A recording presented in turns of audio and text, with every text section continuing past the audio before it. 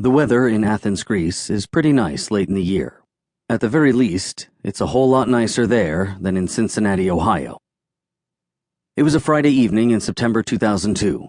Filippo Passerini, then serving as the Athens-based Vice President of Marketing Operations and Corporate Marketing Team Leader for Western Europe for Procter & Gamble, P&G, got a call from corporate headquarters in Cincinnati. It was the morning, Eastern Standard Time. P&G's second-in-command asked him about his wife and family, and how he was enjoying his assignment in Greece. Passerini thanked him and exchanged pleasantries, but after 20 minutes of idle chit-chat, he knew something was up. "What do you really want?" Passerini asked the executive. The answer to this question was more complex. At the time, P&G was in the midst of an extremely complicated situation regarding their shared services organization. The company had decided to investigate opportunities to monetize the unit, but the deal was becoming too complex, and employees were frightened about their futures. Would Passerini have any problem curtailing his assignment in Greece sooner than expected to help fix the problem? How soon? Monday. Passerini was in a line management role, another step in a deep rotation through P&G's business, the kind of opportunity that, given 2 seconds to think about it, any aspiring C-level executive would drool over. He had made a clear decision to see his assignment through, and to stay away from his background in IT for a few years to get a broader view of business leadership. The shared services project needed leadership, and Passerini knew it. He was far across the Atlantic, but word spread. Many of the 7,500 people in the organization were voicing heavy-hearted concerns about their future.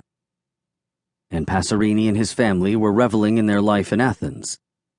Yet there he was, on a plane back to Cincinnati that weekend, about to embark on a journey that would lead him to perhaps the most prestigious role of any information technology leader in the world.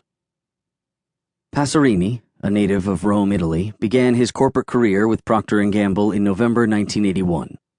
A 24-year-old systems analyst climbed the corporate ladder quickly, rising through the IT organization until being named vice president in 1997. He served in leadership capacities, in IT and various line management functions, on 4 continents before taking the helm of P&G's Global Business Services, GBS, division in 2003, and being appointed Chief Information Officer the following year. Today he sits as Group President, Global Business Services, and CIO of the $83 billion maker of some of the world's most recognizable consumer brands.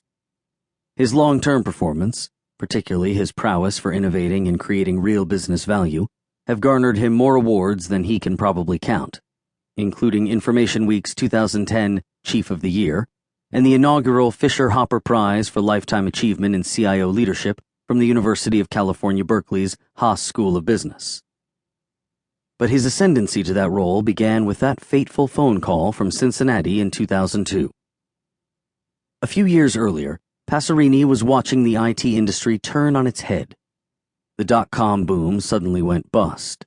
Startups, promising new technologies and capabilities to power the era of e-commerce, gobbled up millions upon millions in venture capital money, only to disappear seemingly a month later.